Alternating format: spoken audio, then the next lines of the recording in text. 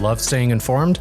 Subscribe now and get unlimited access to local news, weather, and sports for just 99 cents a month for your first 3 months at inforum.news/join.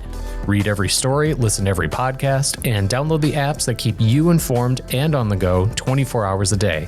So head to inforum.news/join right now to subscribe. What are you waiting for? Get 3 months of local news for just 99 cents a month at inforum.news/join.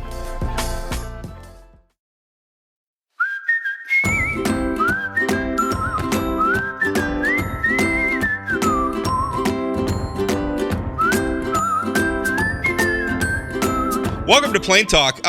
We have actually a special guest. We don't do this a lot. We mostly talk about politics here all the time, and the granular details of the North Dakota legislature and everything else. I mean, that's kind of our shtick. But today we have a treat. I will tell you, when I was in my early 20s, there were some songs that I didn't stop listening to. I listened to them every day. Superman, It's Not Easy, 100 Years.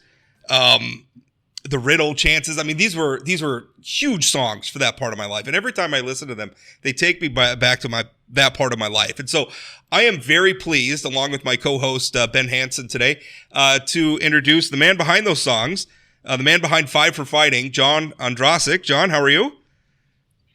Rob, thanks for having me, buddy. It's the nice thing about music. I have some of those songs too that they just kind of bring you back in time. Isn't that, that's the beauty of it. Certain books, certain songs. It's the wonderful thing about art. It's such a touchstone. First of all, you're coming on. You're going to be playing the Fargo Theater. Obviously, beautiful venue on March 26th. And by the way, if you want tickets for that, you can go to fiveforfighting.com. You can go to fargotheater.com. They got it all set up. You're going to be performing with a string quartet, which I got to say sounds just beautiful.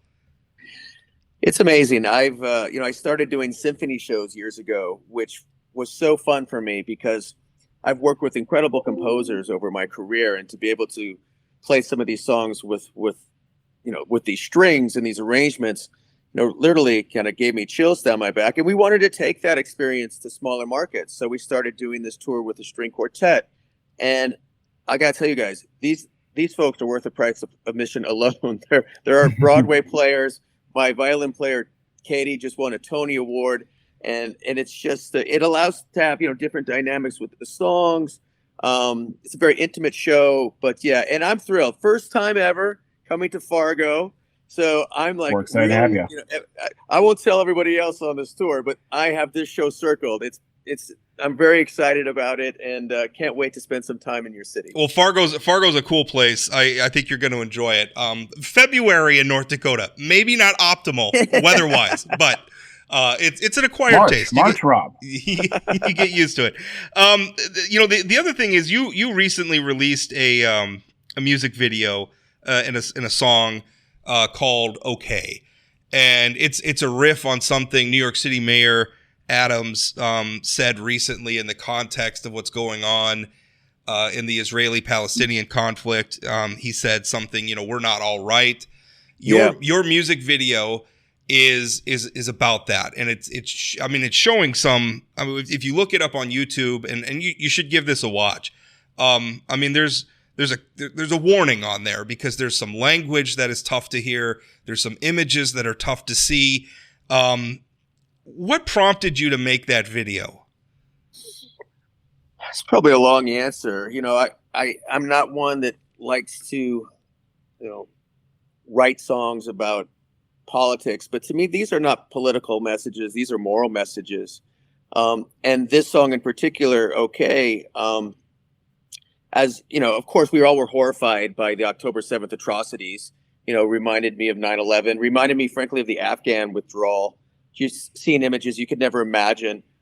But then I think what really, kind of shocked the country, and maybe we shouldn't have been shocked, was the collapse of our moral institutions very quickly.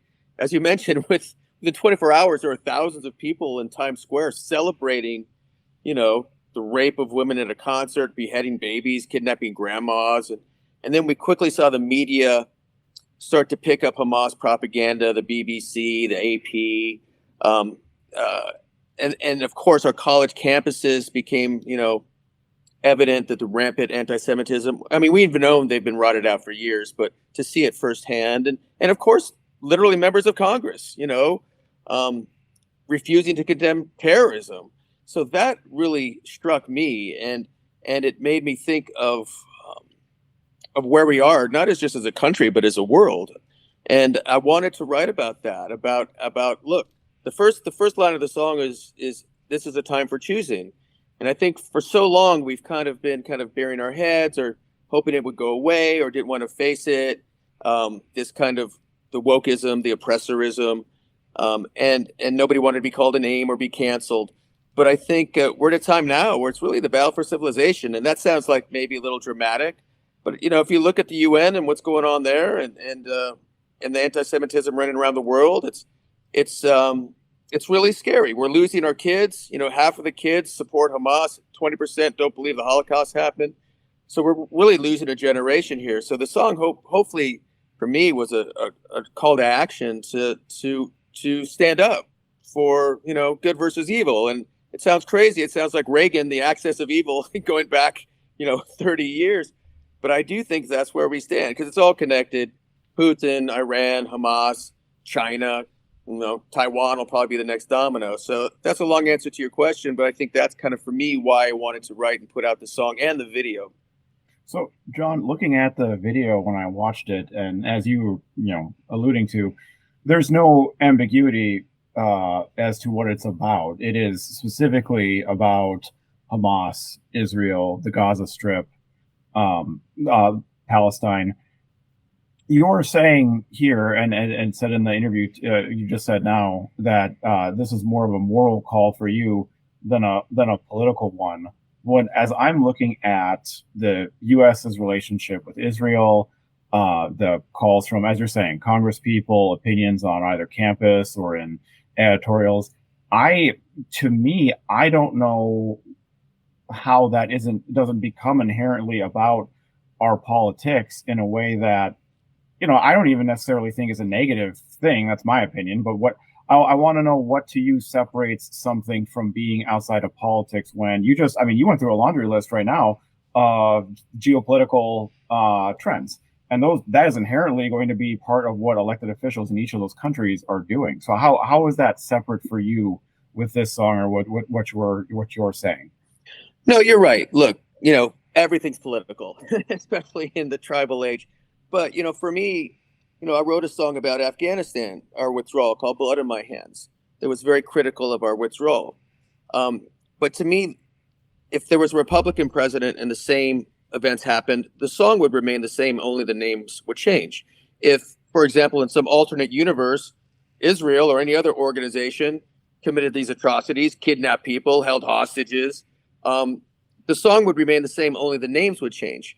So I think what I mean by these moral messages is I'm not writing it from a political view. Like, when the Afghanistan song came out, the right embraced it. The left shunned it. Okay. I wrote a song about Zelensky and Ukraine called Can One Man Save the World? I went to Ukraine. I sat in a bombed out airport, recorded it with a Ukrainian orchestra.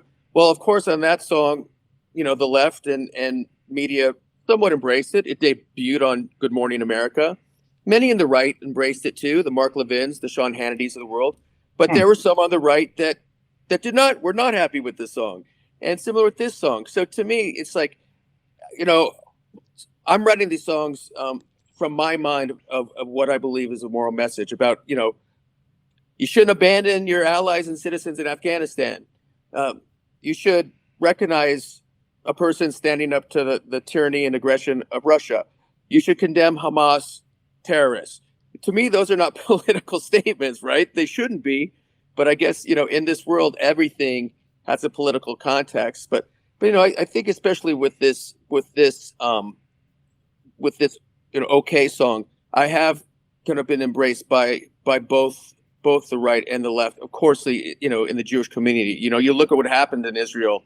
They were tearing each other's, throats apart before October 7th, but they found a way to come together, at least for now, to stand up to this threat. So, but you're right, Ben. At the end of the day, everything's political. My buddy Andrew Breitbart used to say, politics is downstream of culture. And so maybe that's why the arts need to have a role in this discussion. Well, don't start telling me I'm right. Rob's going to kick me off the show. Well, the interesting thing is none of these issues that you run through, and maybe it's a product of the sort of political realignment America's going through right now, but none of these issues that you mentioned really line up well along strictly partisan lines. I mean, you can look at the Israeli-Palestinian conflict. There's Democrats on both sides of that. There's Republicans on both sides of that. Ukraine, same thing. These are tough issues. You said something really interesting, because it's somebody mostly what I do is I write for a living. And the thing you said about, you saw what was going on and you had to write about it. And I was like, oh yeah, I feel that way all the time. In fact, my wife can tell you when I come across something and I get a bee in my bonnet and I'm pacing around the house, I have to sit down and write about it. And whether, even sometimes if I don't publish it, like just getting it out feels good. But the thing is like I'm a political columnist, right? So I get to go into those. Do you ever feel fear? I guess is my question for you about. I mean, you these beautiful songs, Superman. It would be very easy, I think, for somebody like you to just write those songs that don't have maybe the edge of something like Okay. That would be the safe thing to do. You've obviously made a very fine career. You can continue to make a very fine career out of songs like that. Why do this? The simple action is I think it's the right thing to do. To be honest with you, if I was 22 years old and trying to have a career in the music business, would I be writing these songs? I don't know. I hope so, but I don't know. Look, the music industry's been shamefully silent on Israel. I think it's a disgrace, and I certainly haven't gotten any friends in the last few years, especially with my Afghanistan song criticizing the administration. But it's funny, when I wrote the Afghan song, I played it for some folks, and people said, kind of, close to me in the business and family members, kind of what you said, Rob. It's like, oh, it's a really good song, but you cannot put that out. You cannot put that out. And I thought about a certain song I'd written over 25 years ago. It's called The Last Great American. And what it was about was John McCain. And whether you love McCain, hate McCain, like McCain, whatever, John McCain, when he had the opportunity to leave the prison camps in Vietnam because he had kind of a name and a rank, he said, no, I'm going to stay here. You take the person who was in front of me. And that's always stuck with me, is that's a heroic act. And when people are like, you can't put that song out, you can't put that song out, I'm like, you know what? If John McCain could stay in a Vietnam prison, I could put out a stupid song and get called names on Twitter and maybe lose a few tickets or lose some opportunities in the music business. And that's how I look at it. And I also look at it as, with every voice speaking out for what I think is good, it gives other people strength, right? If 1,000 people in the industry had written this song about Israel, the world would be different, because there would be cultural pressure on the evil actors in the world to change their behavior. So for me, it's just, it's kind of the right thing to do. And whatever pushback or whatever I lose is kind of trivial. And I'm blessed to be at a state of my career where I have some security. I have other things in my life beyond music that matter. And so I think I'm in a place where it I don't know if it makes it easy to do this, but it certainly gives me no pause. John, that actually kind of takes away a little. You answer a little bit of my next question, which was kind of the artist roles within like political discussion or realm, because kind of since this, I'll say broadly, since the 60s, there have been what has been generally viewed as an alignment between the American left and musicians, actors who we'd associate with like Hollywood blockbusters, being more supportive of Democratic candidates. And there's been also, in addition to that, a cultural pushback from someone who lives in North Dakota, central or rural America, saying like, well, they're not, why are these musicians or these actors, why are they commenting on someone who is writing tax policy? Why are they commenting about foreign policy? And I guess my question to you, building up from that, is clearly you think there is a voice to do that. You were literally doing it here. But what effects do you think, or what's the result you'd hope for writing a song like this and putting it out, like having real world consequences? No, you're right. Look, it's true. Like, we sent the Afghanistan song to 400 music media outlets, and one covered it. Right. If Donald Trump had been in charge of that Afghan withdrawal disaster, I'd probably have a Grammy in my hand. It's just the way it is. But I do think there's a role for songs and music. I'm not a guy who's standing up on Twitter screaming politically every day and like, the Mark Ruffalos of the world, who, again, kind of repel me with their kind of feeling of moral superiority. And it's really annoying. But, when Superman became one of the songs after 9/11, I really saw how a song could provide solace and get a message out in a way no other medium could. When the Afghanistan song came out, our Afghan veterans were gutted. They felt betrayed. They felt ashamed. There were some suicidal incidents, not just because we abandoned our allies, but because Milley and Austin called it an extraordinary success. So they'd lost all faith in their commanders. So I actually got embedded with many of these groups rescuing people. But what I saw was the song gave them some solace and like, okay, I'm not crazy. Someone feels my pain. And I think with this song too, I got thousands of emails from Israelis and Jewish people around the world saying, thank you, I'm not crazy. It's like, I've been waiting for someone in the arts to just say something with common sense. So it is kind of a tightrope. I may be a hypocrite as I sit here and criticize, Hollywood, but there's people in Hollywood too that are standing up right now for Israel, who are very leftist. I was with Debra Messing on Saturday night, and the fact that Debra Messing and Mark Levine both shared this video tells you something, that it's not necessarily always left and right. And these big issues, we need to get over our tribalism. Patricia Heaton has been amazing on Israel, and she's a devout Christian, good friend of mine. She was on Everybody Loves Raymond. So I do think there are ways to do it. And of course, we always love people who spout, our side of the aisles kind of talking points. But again, I think, we're doing some larger projects with this song. We're doing a We Are the World with global artists, Ukrainian artists, Israeli artists, American artists, Iranian artists, because things like that, kind of cut through the noise. And hopefully they can make a difference because, Israel's not going to win this battle, this cultural battle of this, the kind of indoctrination of Gazan youth, Arab youth with this kill the Jews since you're 5 years old, with bullets. You have to win it with changing minds. And what's the best way to do that? It's the arts. I agree with that so much. Some of the things you said, I think speak to the question I wanted to ask you, which was about clarity. I think that's one of the really difficult things our society is dealing with right now is clarity. And part of it is we live in the social media / internet era. And, to quote Bill Clinton, the great thing about the First Amendment is that everybody gets a say. The worst thing about the First Amendment is that everybody gets a say.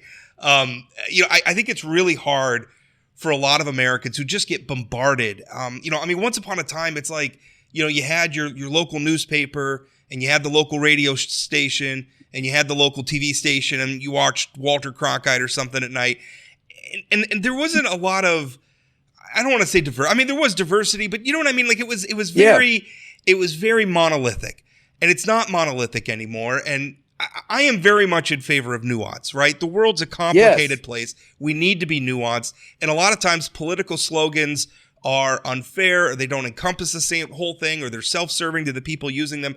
But I think one of the problems is that sometimes we do still need clarity. We still need to recognize there are issues that can unite Debra Messing and Mark Levine, right? Yeah. There's issues that can unite them. And I feel like that's kind of what you're doing here is, it's dangerous, but these issues still exist. We need to have clarity. When something really evil happens, we need to have clarity about that, and we need to reject people who are trying to, make the edges of it fuzzy, for their purposes. Like sometimes sometimes, yes, you need to listen to the other side and there needs to be nuance. Sometimes the people doing that are just wrong.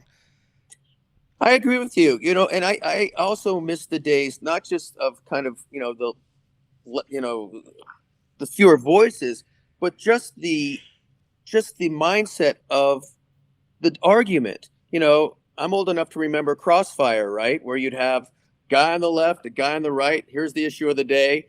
Let's speak about it. Let's present our arguments. Let's shake our hands because we both want the same goals, and let the best argument win. That doesn't exist anymore. It doesn't exist on television. It doesn't get ratings.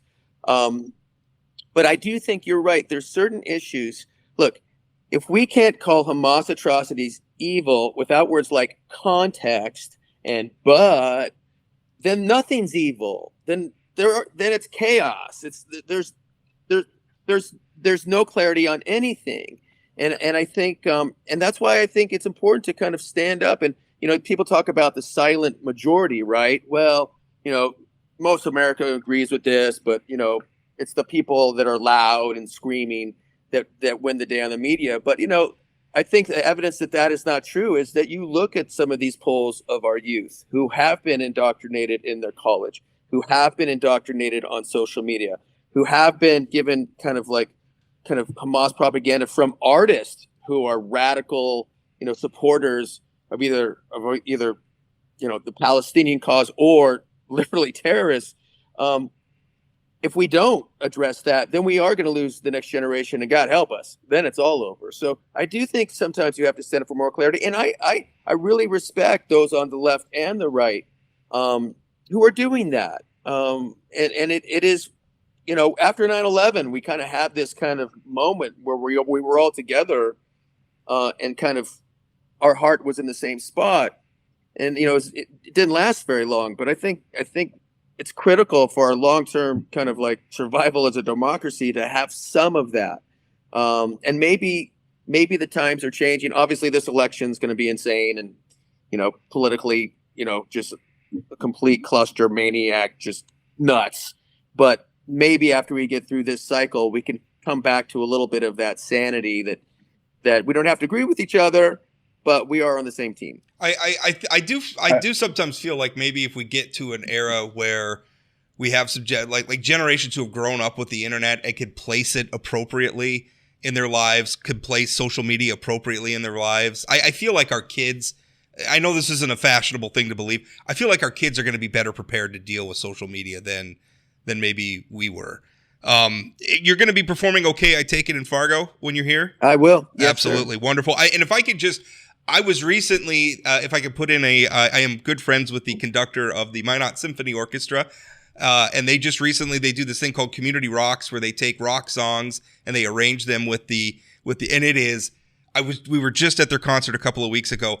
It was fantastic. You would not believe what those sorts of arrangements do to songs that you already know. I mean, these are like Fleetwood Mac songs. You know these songs. You love these songs. You've heard them a million times.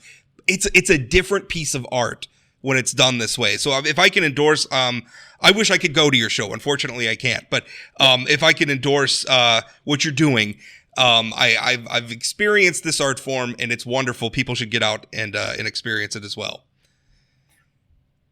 And John, as a Fargo resident, I want to say we are excited to have you there and looking forward to you being able to see the Fargo Theater, which still has a built-in organ as one of the few independently, one of the few independently owned movie theaters in the state of North Dakota, with the Mighty Wurlitzer, it's called. It's one of less than 300 that are still built in. So excited for you to see that and experience it and get some North Dakota hospitality. We have fake winter up here, so you're going to be experiencing a nice warm March. Sorry, go ahead. I was just going to say, I can't wait to come. We're excited. I understand the theater's 97 years old. Yes. So I'll certainly have to come back in 3 years and play 100 years and celebrate the centennial.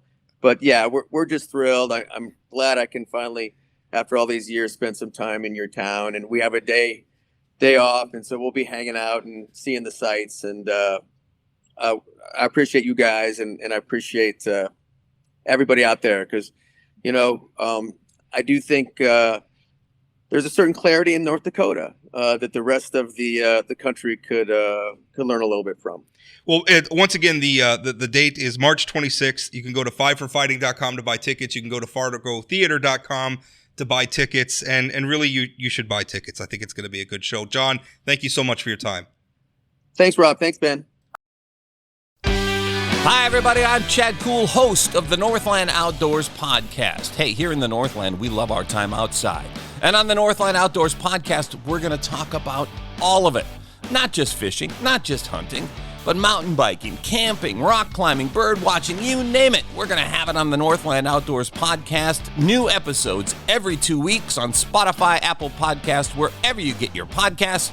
So look for it and join us on the Northland Outdoors podcast. All right, welcome back. Ben, that was such a treat to interview somebody. I mean, first of all, just an artist who made art that I have loved and cherished. That you read too. I admit, I knew the name. I wasn't that familiar with the song. So I looked it up because I knew we were going to interview him, but I just didn't know. I don't know what's wrong with you. They were great. They were great songs. I mean, they were everywhere. And he's always had a little bit of a political edge. I mean, after 9/11, like Superman was kind of an anthem. I mean, and he performed it, at the 2001 concert for New York. I mean, it was.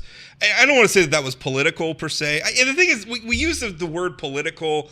I think what we mean is, when we really mean something like partisan or culture war. I mean, listen, if you have a position on a policy question, that's political.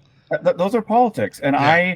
I push back on that because that general concept, we need to get the politics out of it. Or if we didn't have politicians, which just means we wouldn't have people in elected office. And there's a very safe, edgeless narrative to that says things like, whenever presidential elections come up and we get that dumb line, the country's never been more divided. And then you go, well, do you remember that civil war we had? Oh, yeah, I suppose. Oh, do you remember that time when we were debating civil rights and we were sending attack dogs on protesters? Oh, yeah, I suppose. It's just, frankly, it's people that don't want to crack a history book, or they want to make a expedient point that this is the worst we've ever had it, because they don't want to endear historical context. It also is also. I mean, it's like Fox News, like having a breaking news banner constantly, right? Yeah. Everything is breaking news. Everything is the worst. Every election is the election to end all elections. And what that boy who cries wolf attitude leads to is not pointing out when things aren't precedented. For instance, Congress no longer passes budgets. And that's really not that precedented. They continually pass continuing resolutions, which are a poor way of doing budgets. But frankly, we don't cover it very often because like you said, everything's a breaking news headline. Everything's a freak out. We got to freak out that Taylor Swift's at the Super Bowl because that's a thing that adults apparently are supposed to care about on their news programs. It's just... Yeah. Well, and not even just that Taylor Swift's at the Super Bowl, but what does it mean? Is she going to endorse Joe Biden? Like, I think his point when he said that what he's trying to do is not political, I think what he's meaning is, I'm not trying to like pick a Republican side or a Democratic side. And to his point, I mean, you look at Israel and Palestine, there's Democrats on both sides of that issue. Well, I wanted to, and we didn't quite have time for it too, because I'd be interested in hearing, because he had a song out critical of the Afghanistan withdrawal. So in that case, would he be then supportive of the administration? Because Joe Biden's taken a fairly unpopular stance with his base on Israel that seems to be more aligned. Yeah, I don't know who is voting for. I mean, he really seems driven by issues. I mean, when he said when he supports Ukraine, that's not against Russia. I mean, I'm sure there's a lot of Democrats that agree with him and a few Republicans, but a lot of Republicans, I mean, certainly. I mean, we know how the Trump movement feels about Ukraine and Tucker Carlson. We know the Trump movement feels about Russia, but if you ask Kelly Armstrong about Russia, he would, and he's literally said to me on this program, I'm glad Democrats have come around to worrying about the threat that Russia imposes on the geopolitical world. So it's all around. Well, it is. Oh, and yeah. I mean, if you roll back the clock to like Reagan era politics, sure. I mean, by the way, that is my funny, because I was mentioning how artists tend to get lumped in with the left. There are a couple of amusing but rather large exceptions in specifically Arnold Schwarzenegger and Ronald Reagan literally being Hollywood actors who became two-term United States president or governor of the most populous state in the country. But right. Well, both California governors. Both Californians. Yeah. Which is, and both probably. I mean, somehow Reagan now is a squish, according to some today. I don't know. I don't get it. I'm glad I don't exist on those spaces online, but I'm not surprised they exist. I don't know. Listen. Some celebrities annoy me because I feel like what they are doing is just partisan politics. There's not a lot of nuance there. They're just ranting about slogans. And it's getting attention not because they're making good points or eloquent points. They're getting attention because they're a famous model or actor or musical performer. Yeah. And I mean, if they were some rando saying that on Facebook, nobody would be paying attention. But because they're Alec Baldwin, it bothers me but I don't know. Like, and I'm not just saying this because I agree with John Ondrasik about Israel-Palestine, but I mean, when you watch the video and you listen to the song, like there's some depth there. And that doesn't bother me. If a celebrity, I don't care who the celebrity is, anybody can make a good argument. Anybody can make a compelling piece of art. And to me, that's what I find interesting. So, anyway. Would they be paying attention to the same song someone who wasn't a famous songwriter with the exact same content, though? I think not, or at least wouldn't get it doesn't have the platform that he has because he's a famous musician for good reason. I mean, he's built that up. You know, I mean, who was that guy who he was the country singer, like from out of nowhere, had that song, Richmond, north of Richmond, that was hot for a minute until it came out the fact that he didn't particularly like Republicans either. And then they dropped him like a hot potato. Well, they dropped him, and then he kept switching his story about what he was. I'm very honestly and I didn't study the dude in depth, but I think he was also confused about his own stances, and then he stopped being the it guy and just sort of disappeared. It's a good song. I mean, as an appreciator of that type of music, I like the song. I feel like maybe some people's reaction to it is partisan because. I don't know. I mean, to me, if you listen to that song and he's talking about people who are poor, who feel disenfranchised by the rich and powerful, I mean, line his lyrics up with, say, Run DMC or something. I mean, line his lyrics up with some other, people, some rap songs talking about being, poor. And feeling not trusting the government. I mean, there's overlap there. There's a reason why people find that sort of art compelling. I think Republicans tried to turn it into, a talking point for a moment, and then they found out maybe he's not exactly on our side, or at the very least is a bit of a loose cannon, and he wasn't the it person anymore. But I mean, there's a reason why that song got popular and it resonated with people. Well, there's this tendency now, and maybe it's because I'm seeing the comms staffers on the Twitter and social media spaces do it, and they're playing to an audience that's hip with trends, but they'll take whatever is trending this week or this month or this whatever, and they'll try to be like, and that's why we're like blank, whatever the thing is. Sure. And so at the time, you had Republican presidential frankly also rans because it was all people who weren't Donald Trump, but that doesn't matter.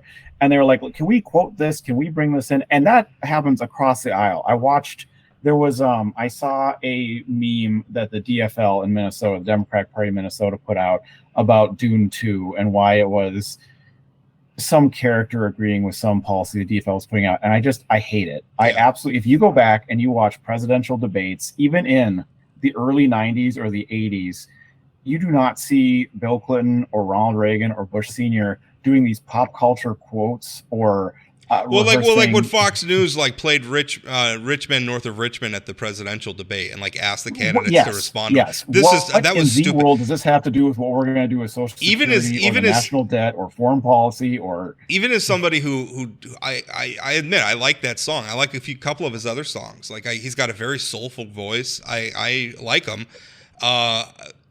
But I was like, this is dumb. Like, what are you doing?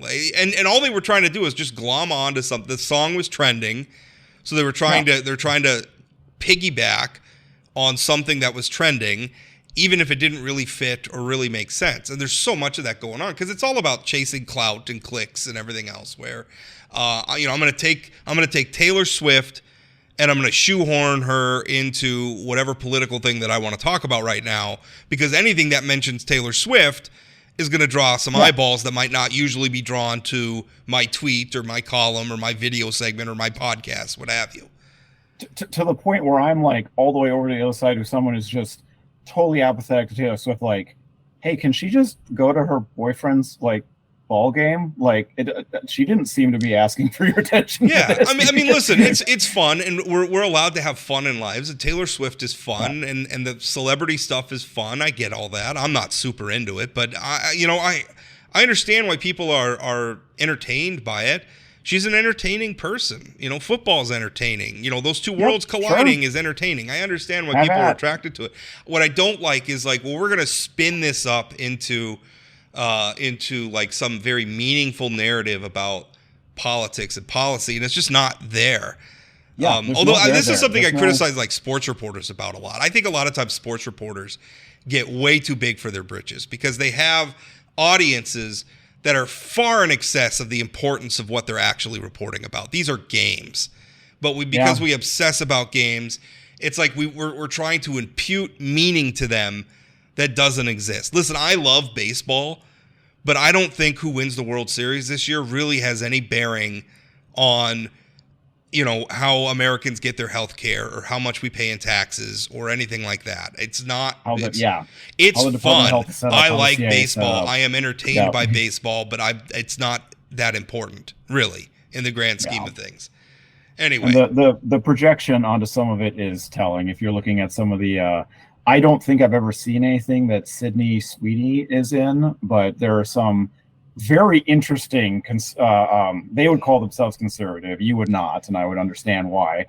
Projections onto her as like bringing back some sort of conservative philosophy by being on SNL. That is really gross. Well, okay. This is the first I've heard of any of that, so you're more tapped into that stuff maybe than I am. But yeah, less time on Twitter for me then. We should switch gears here and talk a little bit. Governor Burgum was on CNN this week, flacking for Donald Trump, as he is wont to do. And I think there's two things going on there. I think despite his previous denials, I think Doug Burgum's got an interest in maybe being vice president or being in Trump's cabinet. He's denied it in the past, but I think he's in the sweepstakes for one of those roles, and I think he very much wants it. But anyway, so he's on, and I think the other thing he wants is he really wants Tammy Miller, his lieutenant governor, to be his successor, and he'd really like to draw Donald Trump into that race. I don't think Donald Trump is going to get into that race because I don't think Donald Trump has anything to win by taking sides in that race. Just maybe he'll get North Dakota's 3 electoral votes for the first time for a Republican presidential nominee. Yeah. Anyway, so I don't... to me, whatever Doug Burgum's motivations are, so he's on CNN and he's asked a question about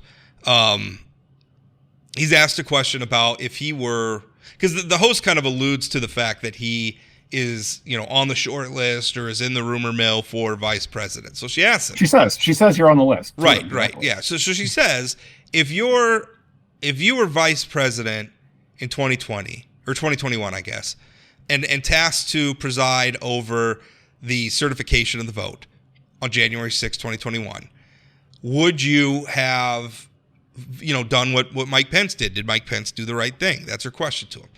And Doug doesn't answer the question. Doug goes off on another tangent. Well, all this speculation about who's in and who's out, we really just got to focus on beating Joe Biden. He starts talking about inflation in the economy. I mean, it's just... And so the host brings him back to the question again. She goes, I understand all that. But my question for you is, would you have done, and I'm paraphrasing here, but essentially she asked, would you have done what Mike Pence did? Doesn't answer the question again. Later in the broadcast, Governor Tim Pawlenty's on and calls Burgum out, which was... Tim Walz. Tim Walz. What did I say? Tim Pawlenty? You said Pawlenty because he's a Tim who was governor of Minnesota. Very understandable mistake. I don't know why I did that. Tim Walz, the current governor of Minnesota, who's a Democrat. called Burgum out on that, which is pretty remarkable because you don't often see a lot of food fighting between the governors of North Dakota and Minnesota. They try to get along. And actually, they've gotten along very well despite being from different parties, and have said very nice things about each other on a lot of border state issues, made a lot of public appearances in a way that is refreshingly mature. Yes, they've had a mature relationship. I think that's a good way to put it. But Walz calls him out and says, "Can we just stop for a minute and acknowledge the fact that your previous guest wouldn't say whether or not he would certify the election?" It was remarkable. And so when I was watching that, Ben, the thing I got from it is that Doug Burgum's fidelity in this context is not to the Constitution, which clearly obliges the Vice President of the United States to certify those results. Mike Pence didn't have the authority under the Constitution to do any of the other things that Donald Trump and his supporters and the howling mob of people who were out on the steps of Congress screaming for Mike Pence's blood, setting up a gallows for Mike Pence. He couldn't do what they wanted him to do. It was not constitutional. As Mike Pence himself has said, his fidelity was to the Constitution, not to politics. That was his ultimate loyalty. He put his correctly put his oath to the Constitution above the politics of the moment. Doug Burgum didn't do that in that interview. Now, I would hope that if Doug Burgum was actually in that position, and I hope he never is, but if he was in that position where he's in Congress and there's a howling mob outside trying to break down the doors and get into him and do him harm and do his colleagues harm because he won't certify an election, I hope that he would stand by the Constitution. And there's a part of me that still thinks maybe he would.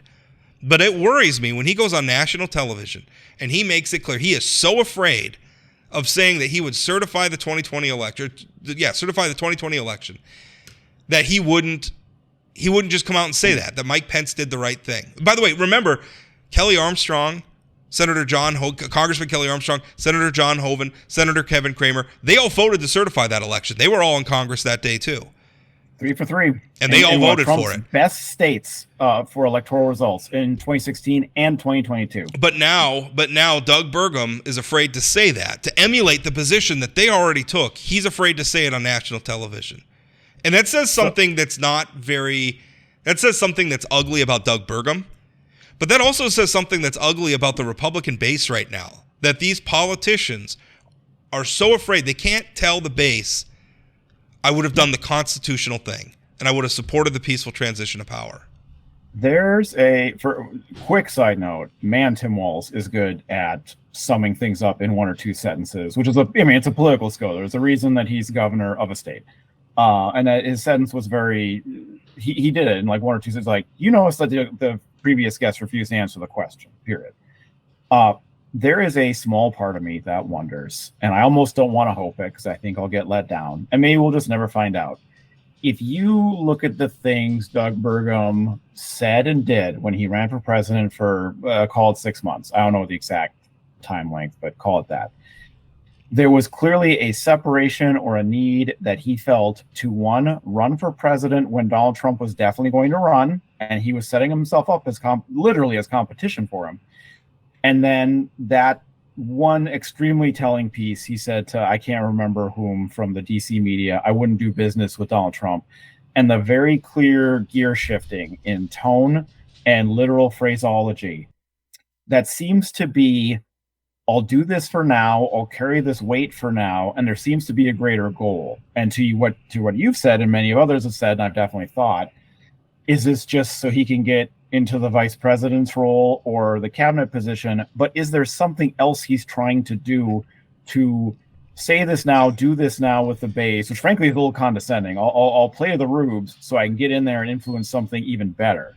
And it's almost a more altruistic interpretation of what he's doing, but it's also almost damning him more because it's like, this is what you think of your own party's base. This is what you think you have to do to get there and install Tammy Miller. Because we always want to believe that. Like we want to look at Republicans and like, oh, they're just playing ball with Donald Trump. But how long, as they play ball with Donald Trump, do we still trust that they would do the right thing if they're in a January 6, 2021 situation? I mean, how long do we trust? Yeah. Do I trust? I trust that Doug Burgum would do the right thing in that situation more than I trust Elsie Stefanik or a J.D. Vance, right? Who I think are far more Trump, absolute dyed in the wall Trump loyalists, but I worry, like, Doug Burgum's trying to play that part. And there's a point at which, I'm sorry, if that's who you're going to pretend to be, then that's who you are. As you have said, you bring up that Kurt Vonnegut quote, and you're quite right. You are what you pretend to be. And how many more, but how many more Rex Tillersons and Nikki Haley's do we have to go through? People who served in Trump's cabinet that just got burned and trashed by him, who had to walk away because of what was going on in the administration. How many more people do we have to churn through before this becomes universal consensus? What's the end goal here? You know, I wrote something when he ended his presidential race, and then he endorsed he endorsed Donald Trump, and didn't endorse him just like sending out a nice Twitter message or something, which is like what John Hoeven does. Was on stage with him and very vigorously endorsed him, and has now obviously decided to act as a surrogate for him. I mean, that's a different level of sort of a rote, oh yes, I endorse Donald Trump, you know, he's going to be the nominee of the party. So Burgum decides to do that. And I wrote a column saying, hey, remember the noose, Doug. I mean, remember that Donald Trump has a way, if you support Donald Trump, eventually you're going to be humiliated, right? You will be burned.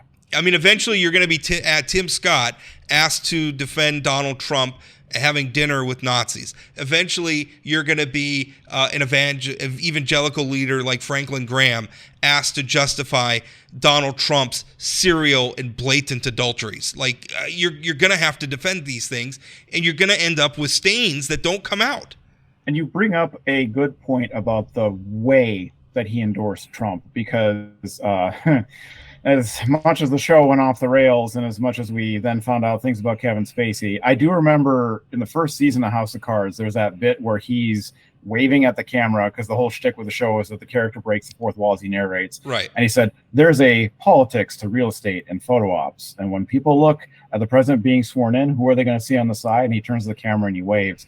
And the shtick, you know, the point was people who are climbing the ladder, there is a currency to literal real estate in even just photos with where you're going. And very frankly, Doug Burgum has gone out of his way to be in photos. He wants to be in the picture. Present. Yeah. And he's out there. I'm campaigning in Nevada. No offense, because I think Doug Burgum's an intelligent guy. Do you think Joe Schmo, who shows up to Republican caucuses in Nevada, went in and went, I just don't know, Nikki Haley or Donald Trump? Oh, the governor of North Dakota's here. What does he have to say? I'm sorry, it's not a decisive factor. I remember following Doug Burgum around in Iowa, right? And there would be the scrum, right? There's like CNN reporter, NBC reporter, Fargo Forum columnist in the scrum going around and there's, I mean, he had some campaign people around him. There were some security people, a couple of members of North Dakota Highway Patrol. And so it's like people trying to cook pork chops. So it's like this entourage coming through, and a lot of times, you know, he does these walk and talk things. So it's like he's walking along and he's doing an interview with one of the reporters, which is all fine. Which is what you do. But I would be kind of standing on the periphery, and I would people would ask, well, like, who's that? Right? I mean, because it'd be kind of like, oh, what's all this fuss about? And they would ask me, like, who's that? And I'd be like, well, that's the governor of North Dakota. And now these are Iowans who are used to presidential candidates coming to visit. And so I said, well, that's the governor of North Dakota. And they're like, oh, why is he here? It's like, well, he's running for president. Oh, he is. You know, so I mean, you're right. I mean, Doug Burgum is a surrogate. Doug Burgum is a vice president. I mean, seems an odd choice for me, but I'm not. I mean, clearly. And no offense to us North Dakotans, because I was recently talking to a woman who's pretty politically involved in South Dakota and Sioux Falls. And someone met, and she was trying to say Heidi Heitkamp's name, but she couldn't come up with it. This is a woman who's lived in Sioux Falls her whole life. And she goes, don't you guys have that hot dish lady up there? And I'm like, hot dish lady? Yeah. And I found out it was Heidi Heitkamp. I was like, you're one state away. Come on. You got to know her name. Yeah. So, I mean, we're not necessarily dogging Doug Burgum, but listen, Doug is on, the governor is on CNN doing this stuff, carrying this water, this filthy, disgusting, swampish, brackish water, because he wants something from Donald Trump. Now, I don't necessarily know what that is. Maybe it's just endorsing Tammy Miller. Maybe it's something else. Or maybe he's just trying to position himself for 2028.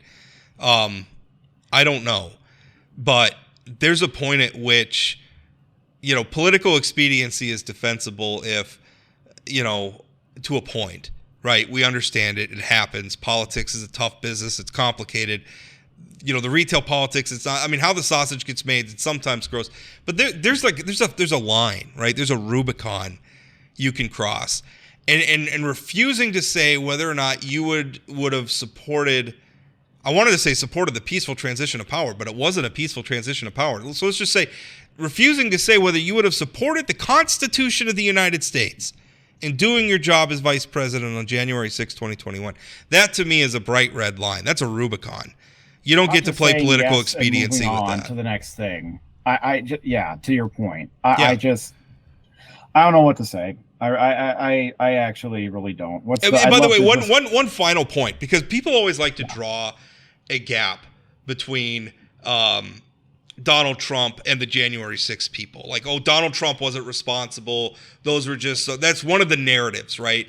That sort of exonerates Donald Trump from, the January 6th people. Trump really wasn't a part of it or anything like that.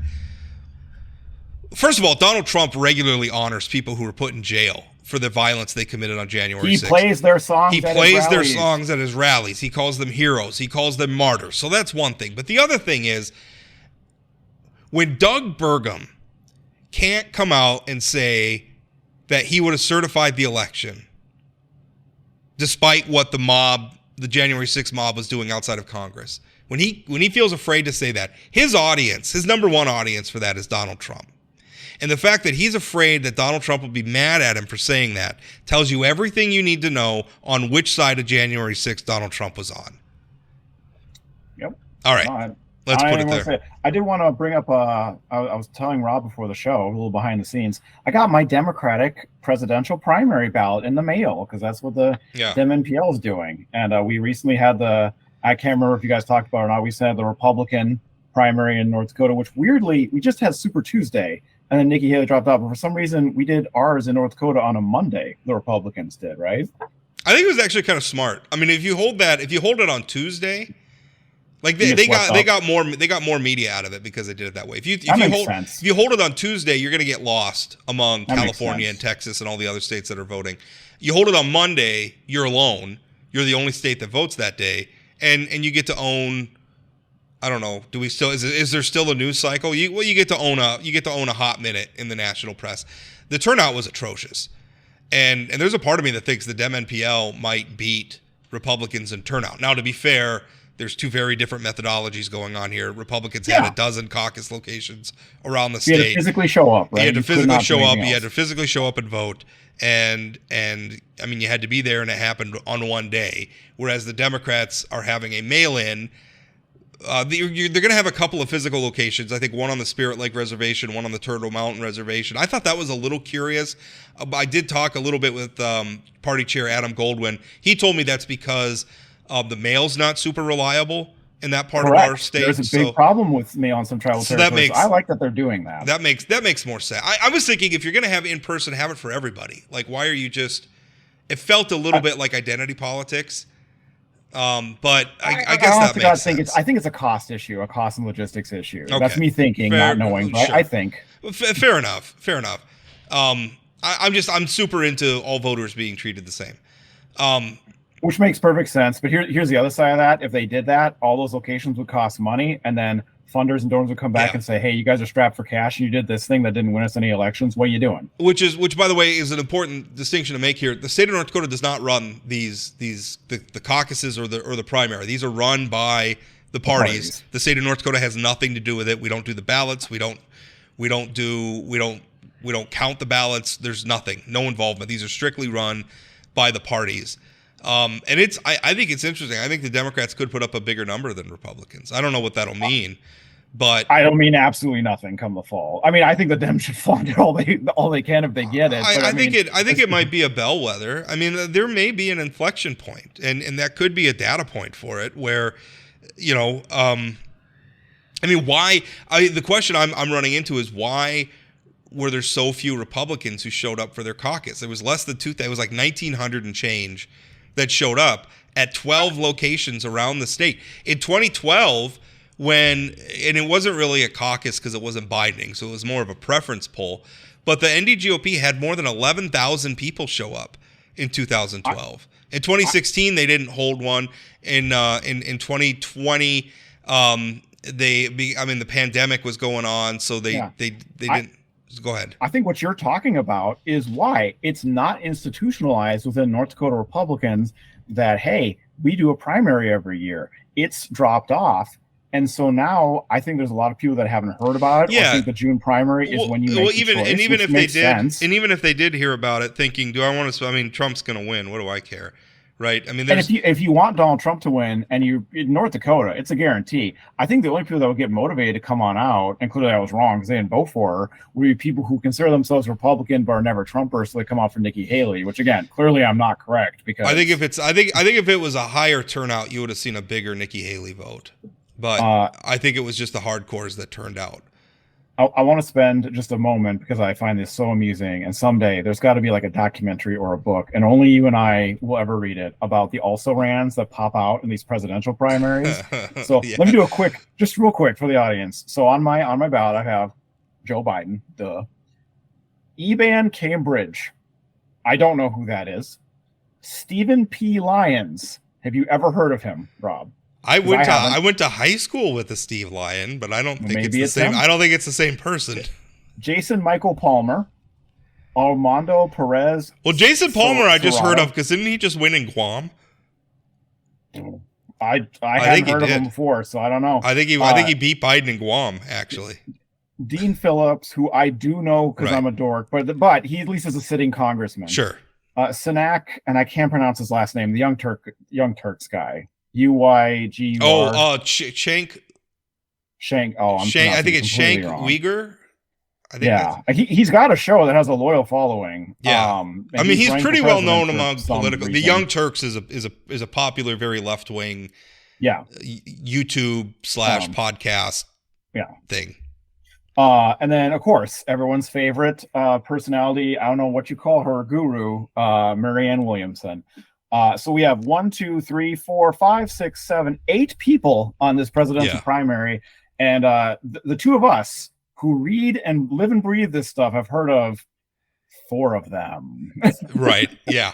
It's but I mean that happens even when in the general election when you get there and all of a sudden you see some rando from the Constitution Party and it's like, who is this person? And the fact that it's also interesting because we had somebody on with RFK Jr.'s campaign who are now they're kind of struggling to get on the Georgia and Arizona ballots, which I of course would hate, but they're only on the Utah ballot. And yet when you go to vote in North Dakota, you'll see people from the Prohibition Party and the Constitutional Party on there who you've never heard of before. Right. Yeah. It's something else. I mean, it's one of the quirks of American politics, I guess. And it's become, I mean, as we look at how, I mean, those third party, I mean, they're starting to become more of a factor, though. I mean, especially when we look at how close these national races are. And then you start thinking, having somebody like a Marianne Williamson or an RFK Jr., I think far more so, having him on the ballot alters the calculus. It used to be it was only like if you had like a Ross Perot, which I mean, I think you could kind of put RFK Jr. in the Ross Perot category. He's pretty well funded. He's got some celebrity. He makes headlines. I wish this is a weird thing to say because if you go back and watch videos of Ross Perot, that guy had some pretty out there things he said and did. But Ross Perot did have one central policy that was a federal policy. It was NAFTA, and that was a big deal with the American economy, with international trade that the federal government handles. Right. I can at least give him that credit. RFK Jr., from what I can tell, is very scared about the brain bleed and really doesn't like vaccines, and I really don't know what else he stands for. Yeah. I have a friend who, for whatever reason, is a huge RFK Jr. fan, and I will tell you, I don't understand. He's trying to convert me all the time, and it's like, no, I'm sorry. I'm not as disillusioned as I am. I wish there was a viable third-party choice this time around. I wish there was somebody I could make my peace with. I can't vote for Joe Biden. I can't vote for Donald Trump.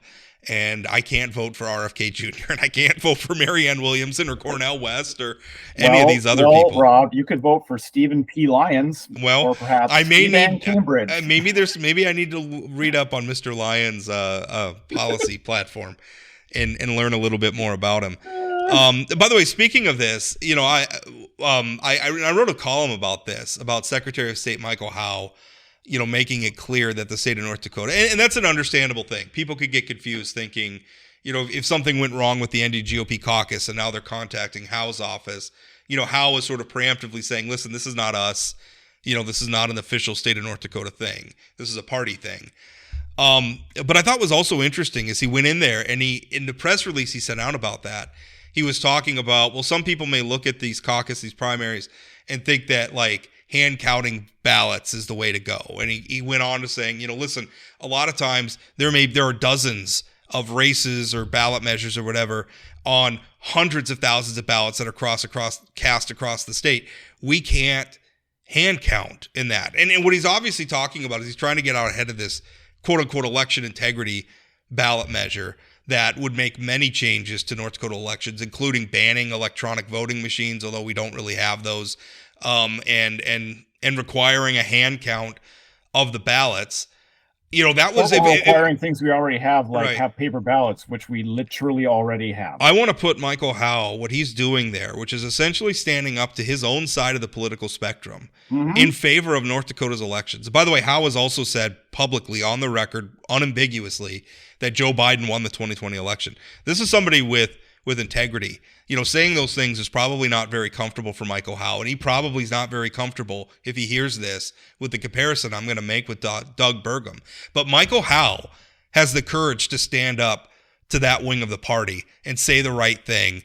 Doug Burgum doesn't have the courage to be on national television and say that he would certify the 2020 election, even though the entirety of North Dakota's congressional delegation voted that way. That should tell you something. The fact that I'm hesitant to say what I was about to say for fear of what I would reflect on him is also telling, but I guess I'll say it anyway, which is, no, Michael Howe has done an impressive job as the Secretary of State, not just upholding an election process for subjective integrity, or not objective integrity, excuse me, I used the exact wrong word, of the election process, simply stating the simple facts, vanilla facts about how North Dakota does its elections and being there and meeting challenges to it. He's also modernized the office quite a bit with the electronic delivery. I was very frustrated with his predecessor in Al Jager's office. Again, he might not want me saying that, but. Right, and he's not even halfway through his term yet. He was good for him. He was just elected, and this by the way, June, right? Am I thinking? Obviously there's been some other election, but the June. This will be the first one he oversees, right? He was elected in. No, that's not right. He was elected in 2022. Oh yeah, he was. So he in November. Wow. So this is like the first statewide balloting that he'll be overseeing. Yeah, you're right. Because Jagger was in office for the last one. So and he's doing poll worker training, and right. He's getting out to counties and letting them know what the rules were. He's talked with me. I'm sure he's talked with other members of the news media. He's talked with me about, because another thing his office does is the campaign finance disclosures. He's talked about modernizing that process, making some reforms to what's required for the candidates, improving the website. I have a lot of confidence that Michael Howe's in there. I have a lot of confidence in him administering the elections. I think Democrats like you, although maybe that doesn't help him from a partisan perspective, I don't know many Democrats that are worried about Michael Howe either. And if they are worried about him, and they say they are, I would point to where's the evidence you have for that, because he's been nothing but full of integrity. It's funny. His counterpart in South Dakota was elected very much on a wave of of wanting to have hand-counted ballots, questioning election integrity in a place like South Dakota, which, of course, went overwhelmingly for Donald Trump and Republican candidates statewide. And now that she is in the office, she is having to push back against some of the more base voters that put her in there, because they are starting to push for ballot measures that would hamper her in the office, I didn't want to turn this into the Michael Howe appreciation hour, but I do think there's Republicans like Michael Howe who I think are probably looking at Republicans like Doug Burgum on national television and and I haven't talked to Howe about this. I'm not trying to put words in his mouth. Presumption there, Rob. But I would gotta think as you're fighting this fight to say that, listen, North Dakota's election laws are fine. North Dakota's voting process can be trusted. I think he's got to be feeling frustrated when he looks at that. But we need to put a pin in it there. Thank you so much for listening. As always, it was a little bit of an odd schedule this week where we had a podcast on Monday and then we had Thursday. Usually we do Wednesdays and Fridays. But hey, that's how we had to get Mr. Ondrasik in. That was a wonderful interview. I was so happy him coming on. Thank you so much for listening, and we'll talk again.